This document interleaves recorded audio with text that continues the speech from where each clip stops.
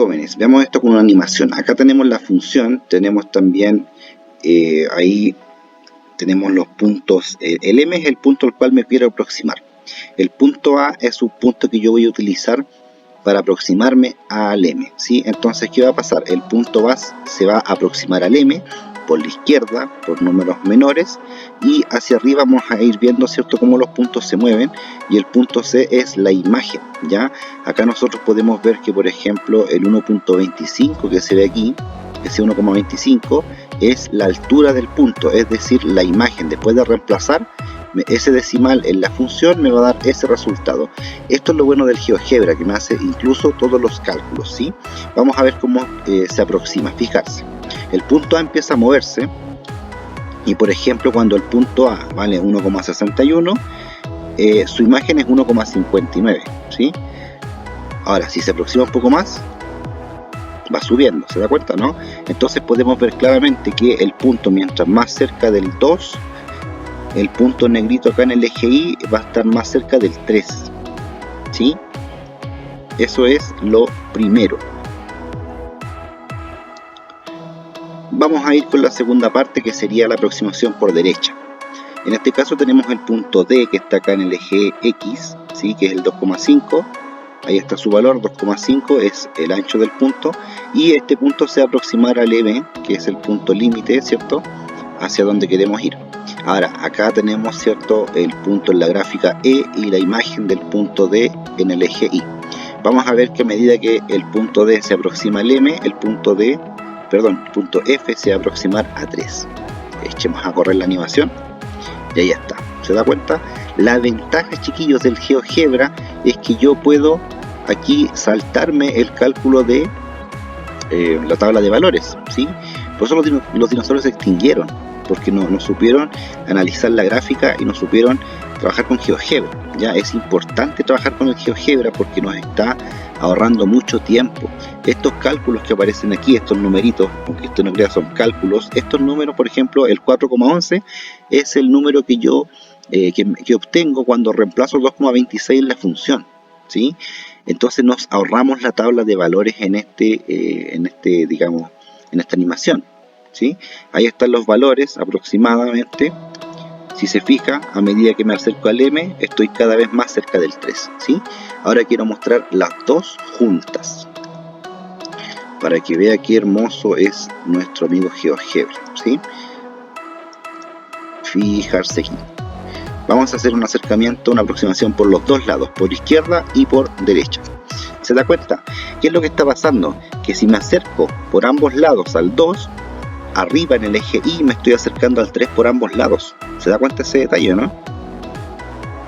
Me aproximo al punto M por ambos lados, y arriba me aproximo al 3 por ambos lados, por arriba y por abajo. ¿Qué es lo que nos da a entender esto? Que mientras más cerca esté del 2, estos valores van a estar más cerca del 3, ¿sí?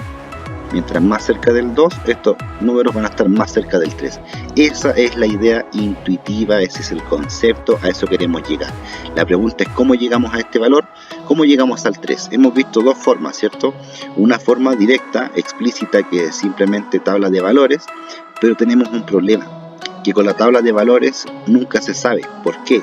Porque a veces los valores fluctúan mucho. Ya en el caso de la tabla que nosotros vimos en el video atrás, en la diapositiva anterior, vimos que los números estaban muy cerquita del 4, ¿sí? Y eran 3,9, 3,99, 3,99999, pero muchas veces la tabla de valores queda con números que están muy lejanos, entonces no se ve claramente. Entonces, para poder saber cuál es el límite, tendríamos que hacer una tabla mucho más grande, y eso ya evidentemente demanda tiempo.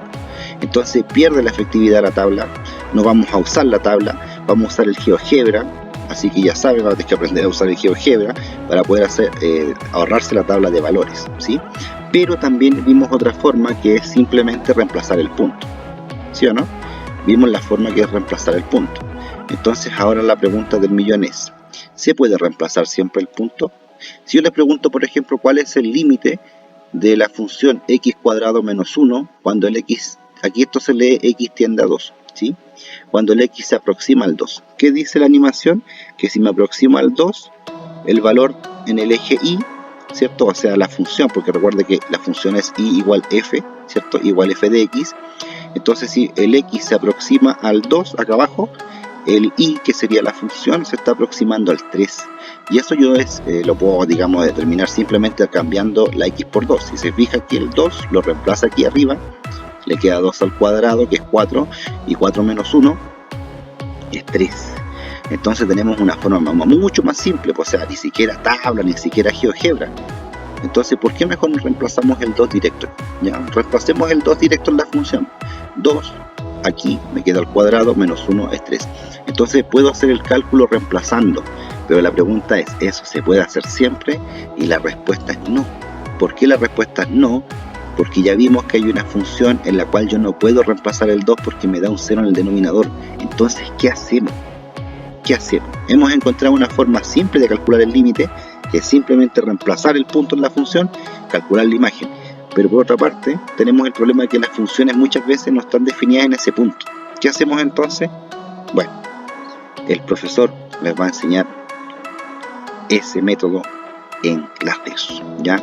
Entonces tenemos primer método de cálculo de límite, aproximarnos con tabla de valores. Segunda forma, podemos usar el GeoGebra, ¿cierto? Y gráficamente con una animación podemos ver hacia dónde se aproxima, ¿cierto? Los valores.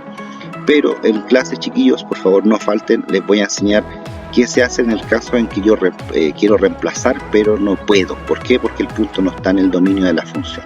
Nos vemos en clases.